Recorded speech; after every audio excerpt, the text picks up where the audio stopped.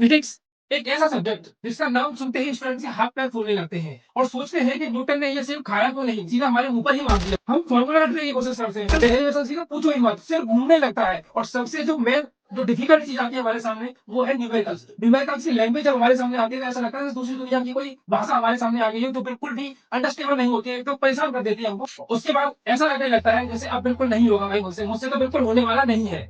लेकिन दोस्तों, अगर मैं आपसे कहूँ कि फिजिक्स बहुत ही आसान सब्जेक्ट है, तो हाँ, आपने एकदम सही सुना है, फिजिक्स बहुत आसान सब्जेक्ट है। प्रॉब्लम फिजिक्स के अंदर नहीं है, प्रॉब्लम है आपकी पढ़ने के तरीके के अंदर। तो अगर अगले 10 मिनट के अंदर अगर मैं आपको एक ऐसा रूल में बता दूं जिसमें प्रॉपर यूज करते हैं, तो आपको फिजिक्स से डर नहीं, आपको फिजिक्स से प्यार हो जाएगा। तो अगले 10 मिनट तक अगर आप ये वीडियो देख लेते हो ना, तो फिजिक्स की पूरी टेंशन आपके दिमाग से निकल जाएगी और आपको फिजिक्स से डर बिल्कुल भी नहीं लगेगा, एकदम प्यार हो जाएगा। Hello friends, welcome back to our platform Lokesh academy. मैं लोकेश। आज आपको एक बहुत ही जबरदस्त रूल कर देने वाला हूँ फिजिक्स के अंदर का, जो आप बहुत अच्छी तरीके से फॉलो करते हो तो आपकी जो फिजिक्स की जर्नी है वो बहुत जबरदस्त हो जाएगी। अब मैं आपको बताऊंगा ऐसे 3 रूल्स जिनके ऊपर पूरी फिजिक्स टिकी हुई है, जिनको आप बोल सकते हो 3 पिलर्स, क्योंकि फिजिक्स के अंदर ये 3 पिलर्स ऐसे हैं, अगर इनको आप अच्छे से समझ पाओगे तो अगले 10 मिनट के अंदर आप पूरी फिजिक्स को बहुत अच्छे से कवर कर पाओगे।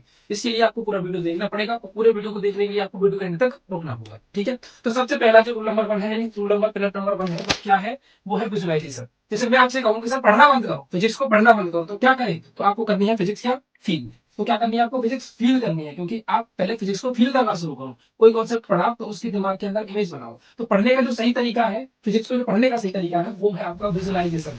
आप अपने दिमाग के अंदर, यानी आपको टीचर ने एक कॉन्सेप्ट समझाया, आपको टीचर क्लास में पढ़ा रहा है, या फिर आप यूट्यूब की किसी वीडियो को देख करके पढ़ रहे हो, तो आपको करना क्या है? उस कॉन्सेप्ट को अपने दिमाग में क्रिएट करना है, उसकी एक इमेज बनानी है, विजुअलाइजेशन बनाना है। जैसे मान के चलो कि किसी सर्किट के अंदर इलेक्ट्रॉन बह रहे हैं, तो आप ऐसा सोचो कि किसी पाइप के अंदर जैसे पानी बह रहा है, उसी तरीके से इलेक्ट्रॉन्स बह रहे हैं। इस तरीके से आप अगर अपने दिमाग के अंदर ऐसी इमेज बना पाओगे ना, तो आप बहुत अच्छी तरीके से फिजिक्स को विजुअलाइज कर पाओगे। और जब विजुअलाइज करोगे तो बहुत लंबे समय तक आपको याद रहेगा। जैसे क्लास 11 की फिजिक्स को मानो जैसे कोई गीता बाइबल या कोई उपदेश पढ़ रहे हो, क्योंकि कभी कभी जो एनसीईआरटी की जो फिजिक्स है, यानी एनसीईआरटी की जो किताबें हैं, उनकी लैंग्वेज बहुत ज्यादा डिफिकल्ट होती है। अगर आप डायरेक्ट बुक को उठाओगे तो आपको थोड़ी देर के बाद, डेफिनेटली 101% बता रहा हूँ, थोड़ी देर के बाद आपको नींद आना शुरू हो जाएगी, क्योंकि उसकी लैंग्वेज ही ऐसी है। आप करोगे क्या? डायरेक्ट किताब उठाओगे, पढ़ने बैठे हो, 2-4 लाइन पढ़ी और आपको ऐसा लगेगा यार कुछ समझ में ही नहीं आ रहा है, तो करें क्या? तो उसके लिए आपको करना क्या है? सबसे पहले अच्छा सा लेक्चर अटेंड करो, यूट्यूब पर अच्छे से पढ़ो उसको। पढ़ने के बाद में बुक पर आओ, फिर उसके विजुअलाइजेशन बनाओ अपने दिमाग के अंदर, और आपको बहुत लंबे समय तक याद रह पाएगा।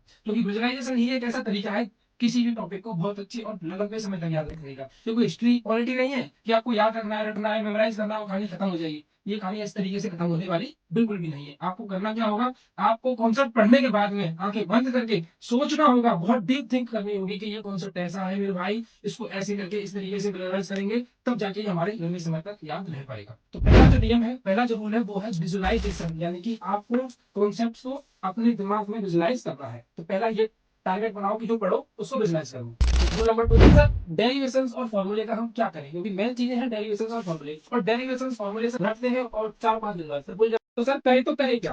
तो देखो, फॉर्मूले को रटने की आवश्यकता नहीं है। फॉर्मूले आपको क्या, आपने कोई भी एक चैप्टर पढ़ा अच्छी तरीके से, तो एक A4 पेपर लो, यानी A4 साइज का एक शीट लो, और उस पर उस चैप्टर के सभी फॉर्मूलों को भी यूनिट साइज अच्छी तरीके से उसको लिख दो। और लिखने के बाद में अपने स्टडी टेबल है उस पर जाकर के इसको चिपका दो। अब डेली का जब आप उसको देखोगे तो आपको धीरे धीरे वो ऑटोमेटिकली याद होना शुरू हो जाएगी। उसके लिए, क्योंकि अगर आप एक दिन याद करके बैठते हो तो 4 दिन बाद फिर आप लोग उसको तो देखोगे नहीं, और जब 4 दिन बाद देखोगे तो पूरी इमेज ब्लर हो जाएगी आपके दिमाग से, यानी फॉर्मूले भूलना शुरू हो जाएगी। तो भूलने की दिक्कत यहीं पर खत्म होती है। एक पेपर लो, पेपर पर पूरा फॉर्मूले नोट डाउन किए विद यूनिट और अपनी स्टडी टेबल पर चिपका के अब जब जब आप पढ़ने बैठोगे तो आप 5 मिनट बाद उसको जब देखोगे ना, तो आपको अच्छी तरीके से रिवाइज करेंगे। डेली का रिवाइज करोगे तो फॉर्मूले की टेंशन खत्म। अब आती है बहुत बड़ी प्रॉब्लम, वो है डेरिवेशन। सब डेरिवेशन को कैसे है?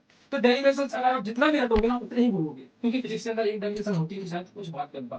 फिजिक्स के अंदर काफी सारी डेरिवेशन है। पहले चैप्टर की डेरिवेशन रटोगे, जैसे ही दूसरे चैप्टर पर पहुंचोगे तभी चैप्टर की डेरिवेशन को भूल जाओगे। तो कैसे करेंगे सर? तो डेरिवेशन का लॉजिक समझना होगा।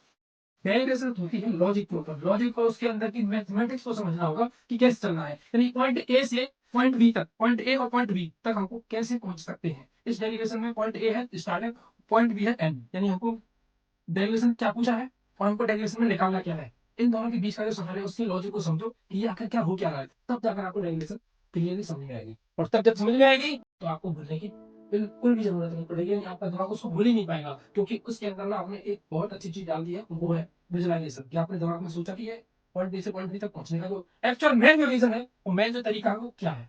तब आप इसको अच्छे तरीके से कर। अब आते हैं हम रूल नंबर 3, जो इसका मेन पिलर है वो है न्यूमेरिकल सॉल्व कैसे करें। न्यूमेरिकल सॉल्व करने की स्टडीज क्या होनी चाहिए सर, क्या न्यूमेरिकल को सॉल्व एक ही बार में कर पाए। तो उसके लिए आपको करना क्या है, देखो 99% जो स्टूडेंट्स है ना उनकी यही प्रॉब्लम है कि न्यूमेरिकल सॉल्व नहीं होते। तो क्या न्यूमेरिकल क्या हलवा है, क्या क्लास 10th का मैथ्स है, क्या क्लास 5th का मैथ्स है जो न्यूमेरिकल आप आसानी से सॉल्व कर पाओगे? नहीं। इसके लिए प्रॉपर स्ट्रेटजी होती है, प्रॉपर तरीका होता है न्यूमेरिकल सॉल्व करने का। वो क्या होता है कि सबसे पहले आपके सामने जो न्यूमेरिकल आया है उसमें देखो कि गिवन में क्या लिखा हुआ है, यानी गिवन वाले सेक्शन को देखो, फिर देखो टू फाइंड कि आपको निकालना क्या है, जिसको हम बोलते हैं GFS method. One of the best method है ये जीएफएस मेथड। जीएफएस मेथड क्या होता है, गिवन क्या है, फाइंड क्या करना है, इसका फॉर्मूला क्या लगाना है, फिर इसका सॉल्यूशन। गिवन देखो सबसे पहले गिवन क्या है, फिर फाइंड हमको क्या करना है, फिर इसको विजुलाइज करो। इसको क्या करना है, विजुलाइज करना है क्वेश्चन के अंदर ये चीजें हमको अच्छी तरीके से दी हुई है। फिर एक फॉर्मूला सेक्शन देखो कि हमको जो गिवन है वो और जो हमको फाइंड करना है वो, उन दोनों के बीच में कौन सा फॉर्मूला है जो एप्लीकेबल है, जो लग सकता है। और उसके लिए आपको फॉर्मूला याद होने चाहिए। वो फॉर्मूला याद होने के लिए मैंने आपको इतना जबरदस्त तरीका बताया कि इसको आप फॉलो करोगे, अगर 7 दिन तक फॉलो करोगे ना तो बहुत जबरदस्त तरीके से आपको सभी चीजें ऐसी करने लगेगी यार, अब तो फिजिक्स बहुत आसान हो गई है। तो करना क्या है, पहले गिवन को लिखो, आपको ये चीजें गिवन है और निकालना ये है, गिवन है और निकालना क्या है ये है। तो फिर सब करना क्या है, फिर तो फॉर्मूला हुआ, फिर तो लास्ट का फॉर्मूला कि गिवन और निकालने के बीच में फॉर्मूला ब्रिज कौन सा है, यानी कौन सा फॉर्मूला जो है इन दोनों के बीच में काम कर रहा है। समझो ना, फॉर्मूला जो है काम कर रहा है। जैसे मान के चलो कोई भी क्वेश्चन सॉल्व करे जिसमें हमको विभव दिया हुआ है, वोल्टेज दिए हुए हैं और हमको दिया हुआ है रेजिस्टेंस दिया हुआ है, पूछा क्या है हमसे, आई दिया हुआ है, तो बी दिया हुआ है, आर दिया हुआ है, पूछा क्या है आई। तो क्लियर है, हमको समझ में आ गया जो गिवन में ये दोनों चीजें हैं और निकालनी हमको ये वाली चीजें है। तो निकालनी ये है, गिवन में ये है, तो इनके बीच में सर फॉर्मूला ब्रिज सिर्फ एक ही है, बी बराबर आई आर। ये अपना फॉर्मूला ब्रिज, और इसको हम अगर लगाएंगे तो आराम से अपना आंसर निकल आएगा। तो यही तरीका धीरे धीरे। और देखो एकदम से ये मत करना कि डिफिकल्ट क्वेश्चन उठाओ, एनसीईआरटी उठाओ, क्वेश्चन सॉल्व करने लगे, कुछ नहीं होने वाला है। तुम्हारे जैसे नजरिए के इतने स्टूडेंट हो यही सब काम करते हो, फिर बाद में थक जाते हो, साइड चढ़ जाते हैं। ये इतना आसान नहीं है मेरे भाई जितना आप सोच रहे हो। तो डायरेक्ट आप बढ़िया लेवल के क्वेश्चंस पर नहीं जाना है, आपको पहले छोटे क्वेश्चन सॉल्व करने हैं और आसान आसान क्वेश्चन सॉल्व करने हैं। एग्जांपल्स को सॉल्व करो, एग्जांपल्स को देखो, सॉल्व जो पहले से ही है उनको देखो, और जब 10-15 सॉल्व क्वेश्चंस को आप करोगे ना तब आपकी स्ट्रेटेजी जो आपका दिमाग जो है एकदम सही वे में काम करेगा और आपको पता चलेगा कि न्यूमेरिकल आखिरकार कैसे सॉल्व हो रहे हैं। फिर आप क्वेश्चंस पर जाओ और एकदम से हार्ड क्वेश्चन नहीं, पहले सिंपल क्वेश्चन फिर उसके बाद हार्ड क्वेश्चन करो, और डेफिनेटली आप न्यूमेरिकल सॉल्व कर पाओगे। यही एकदम बेस्ट स्ट्रेटेजी है, आपको मैं बताऊं। डायरेक्ट आप किताब उठाओ, अपने चैप्टर पढ़ो, डायरेक्ट न्यूमेरिकल करने लग जाओ। मैं 100% बोल सकता हूँ आपसे, एक न्यूमेरिकल भी हिलने वाला नहीं है, एक सिंगल न्यूमेरिकल भी आप नहीं कर पाओगे। पहले करो सॉल्व न्यूमेरिकल्स को, उसके बाद उनकी स्ट्रेटजी जब समझ में आए तब आप करो अपनी खुद की न्यूमेरिकल्स, यानी किताब की न्यूमेरिकल्स करो, और एकदम से टफ नहीं, पहले सिंपल सिंपल, फिर उसके बाद हार्ड क्वेश्चन करने हैं, ठीक है ना। तो ये होता है आपका एकदम बेस्ट तरीका। विजुलाइज करो टॉपिक को, विजुलाइज करने के बाद में जो हमने दूसरी चीज पढ़ी वो क्या पढ़ी, हमने पढ़ी कि डेरिवेशन और फॉर्मूले के लिए हमको क्या करना है। कॉन्सेप्ट विजुलाइज हो गया, यानी समझ में आ गया।